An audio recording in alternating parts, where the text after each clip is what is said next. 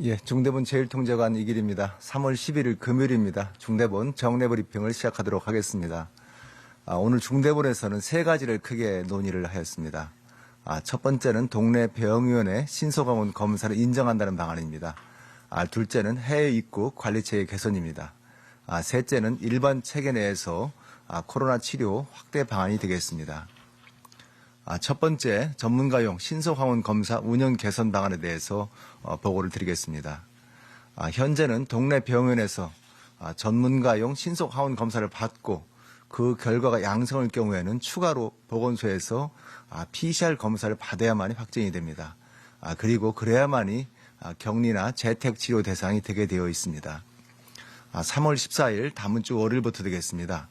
이 한 달 동안은 의료기관의 신속항원 검사가 양성일 경우에는 추가로 PCR 검사를 받으실 필요가 없습니다. 바로 PCR 검사 확진자와 동일하게 격리와 재택치료를 받으실 수가 있겠습니다. 이는 최근에 확진자가 급증함에 따라서 전문가용 신속항원 검사 양성 예측도가 크게 상승을 했기 때문입니다. 또한 PCR 검사가 한계까지 도달한 상황입니다. 보다 빨리 진단하고 먹는 치료제를 빨리 처방하기 위해서 중증화를 낮추기 위함도 있다는 말씀을 드리겠습니다. 앞으로는 의료기관에서 받은 신속항원 검사 결과가 양성이신 분들께서는 보건소에 선별진료소나 의료기관에 추가로 PCR 검사를 받으실 필요가 없겠습니다.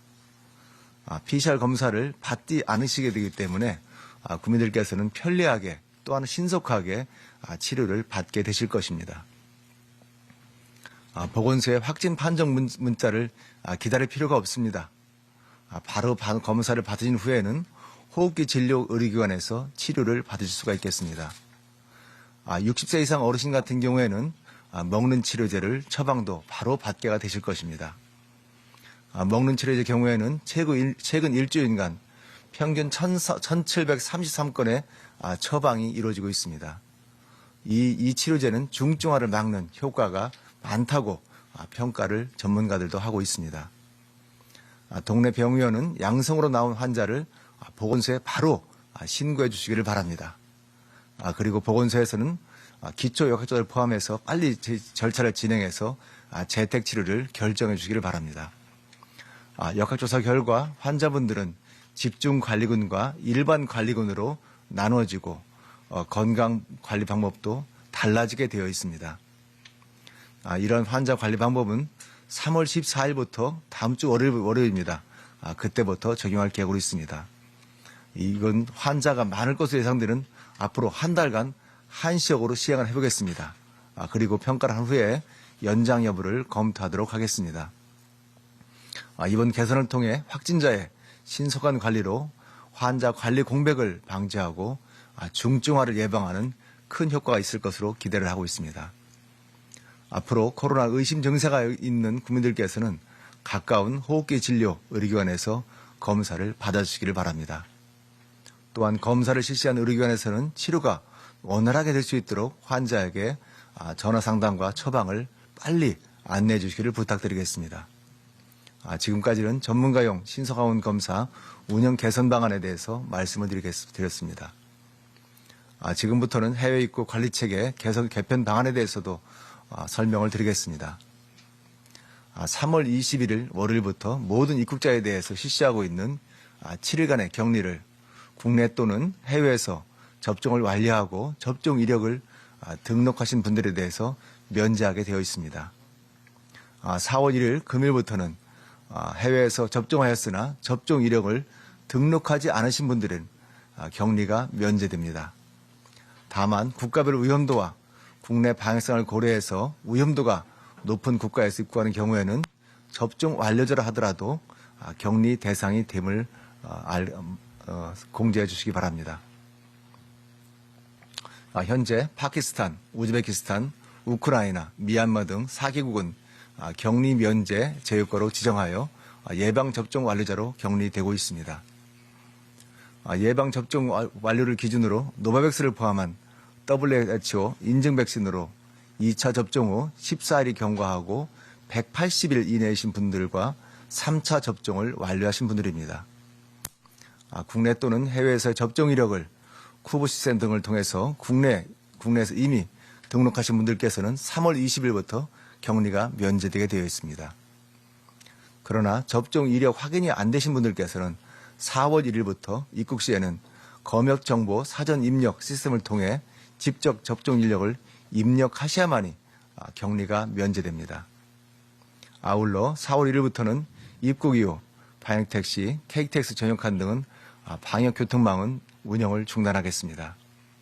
모든 입국자들은 대중교통 이용을 이용할 수 있게 되었습니다. 다만 마스크 착용 등 방역수칙을 잘 준수해 줄 것을 거듭 부탁드립니다. 또한 검사 체계의 변화를 고려하여 입국 후 3회 실시하고 있는 PCR 검사 중에서 6, 7일자는 검사를 신속 항원 검사로 가능하도록 간소화했습니다.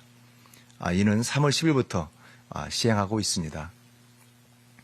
항공 운항 노선 확대와 사증 발급 확대 등은 방역상을 고려하여 단계적으로 완화하도록 하겠습니다. 한편 또한 해외 신종 변이 발생 여부도 면밀하게 감시하도록 하겠습니다. 지금까지는 해외 입국 관리체계 개편 방안에 대해서 설명을 드렸습니다.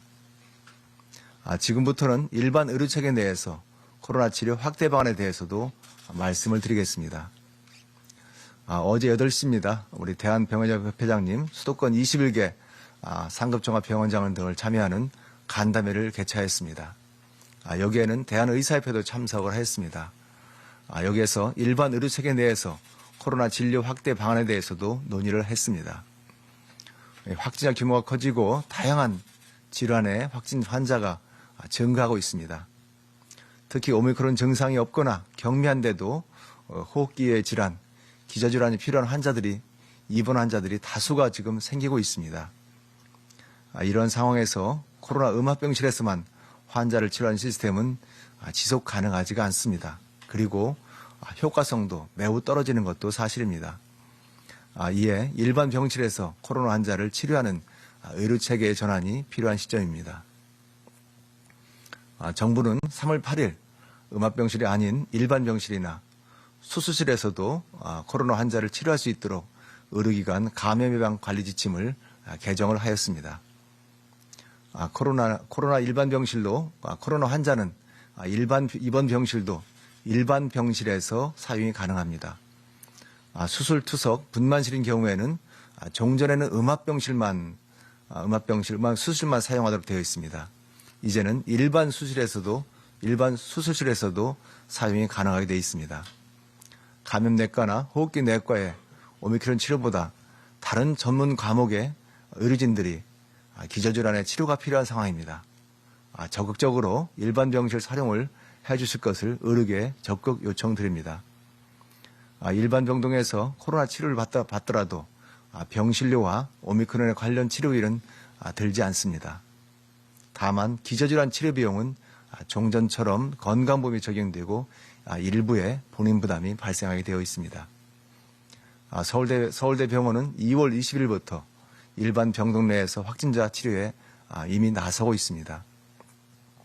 현재는 10개 병동에서 17명의 확진자가 치료를 받고 있습니다. 선제적으로 병원 내 감염 지침을 정비하고 병원 내 감염 관리를 철저히 하고 아직까지도 감염 사례는 나온 적이 없습니다. 정부는 이런 사례를 참고하여 더 많은 코로나 환자가 일본 의료체계에서 제때 적절한 치료를 받을 수 있도록 의료계 협조를 부탁을 드리겠습니다. 정부는 의료계와 협력하여 보상과 재원관리 등 일반 의료체계 전환에 필요한 모든 제도적 예산적 지원을 해나가도록 하겠습니다.